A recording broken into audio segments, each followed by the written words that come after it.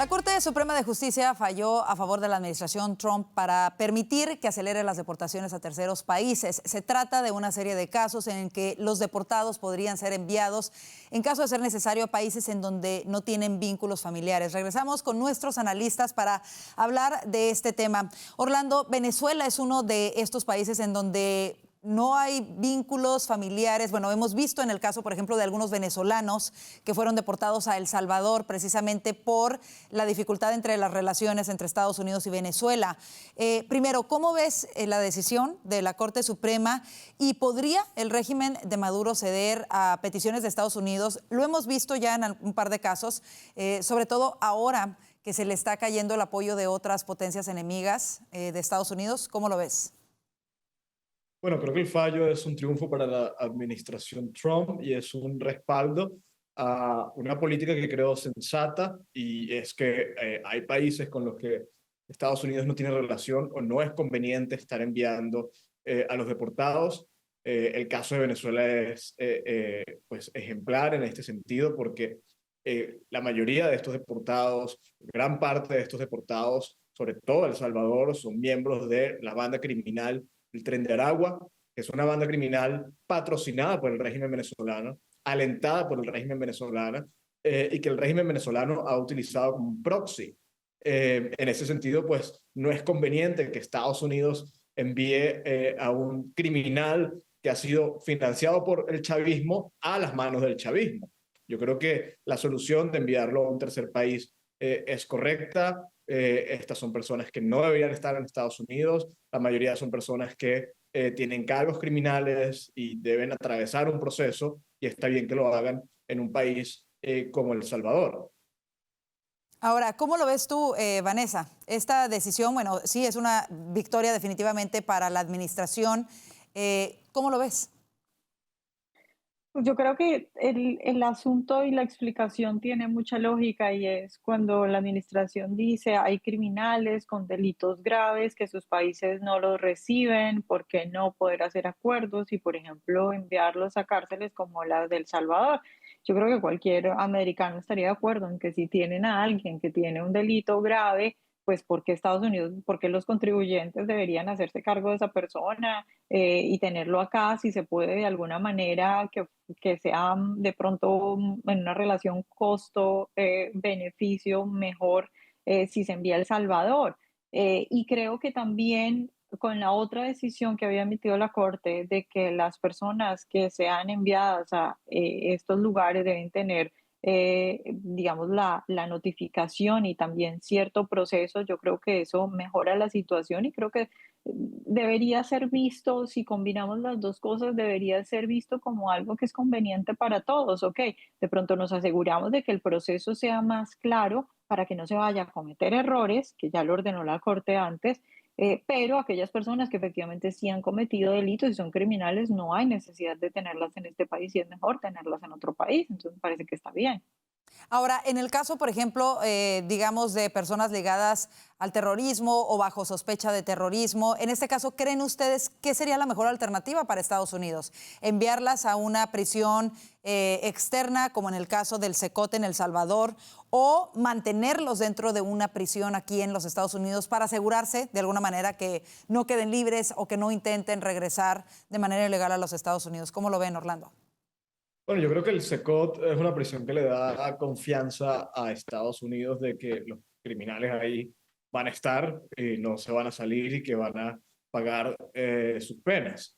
Mira, yo creo que que no es nacional que tenga que ser deportado porque además entró ilegalmente al país, pero adicionalmente pues es un delincuente, tiene un background de hechos violentos, pues es mejor deportarlo. Hay que entender que el sistema penitenciario en Estados Unidos también está saturado, por eso ya pues se hablará que hay necesidad de construir nuevas instalaciones. Es un sistema más costoso.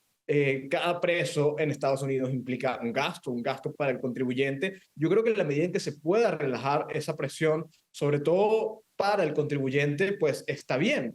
Y si hay garantía, que es lo que puede ofrecer El Salvador en este caso, de que estos presos van a estar ahí seguros, que no hay riesgo de una fuga o que puedan volver a hacerle daño a un país como Estados Unidos, entonces yo creo que es una buena opción.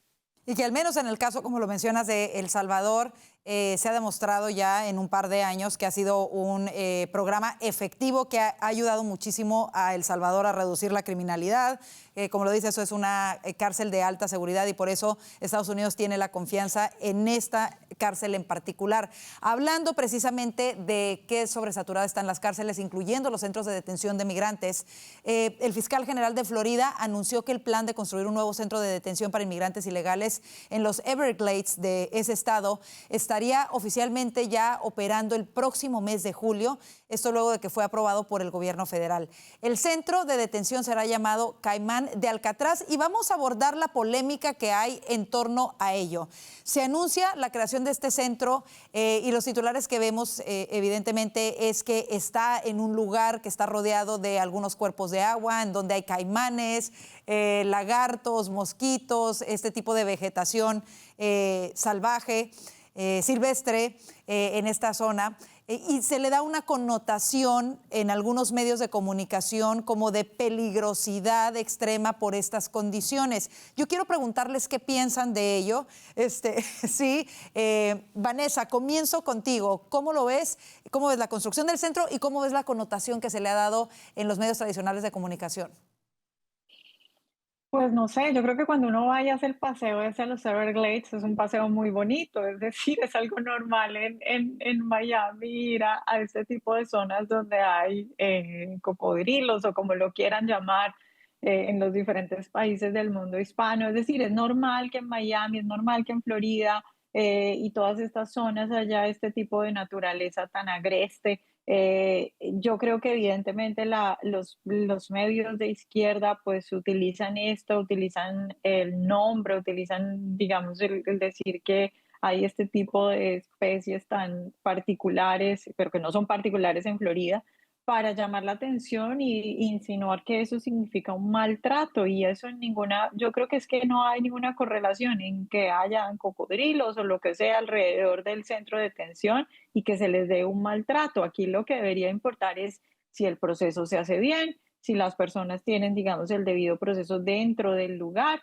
Entonces, pues yo creo que por un lado, lo que sí hay que reconocer es que si bien sí es cierto que los medios de izquierda utilizan esto para hacer, digamos, como tratar de decir que los van a tratar mal o que es una especie de humillación, lo cual no es así.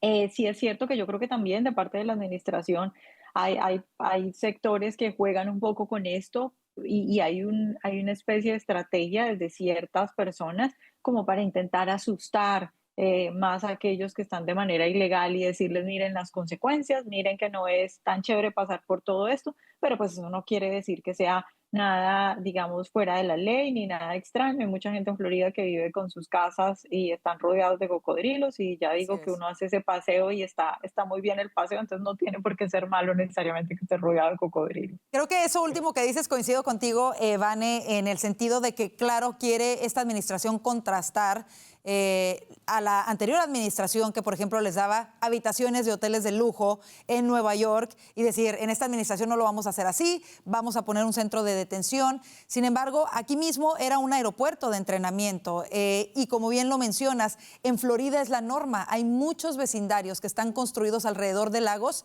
en donde literalmente los cocodrilos están ahí en el patio trasero de las personas. Seguramente hay gente que nos ve en Florida, coméntenos en YouTube si es su caso, pero a mí en lo personal me ha tocado tener amigos que tienen esa situación, que su patio trasero da para el lago y hay cocodrilos en el lago.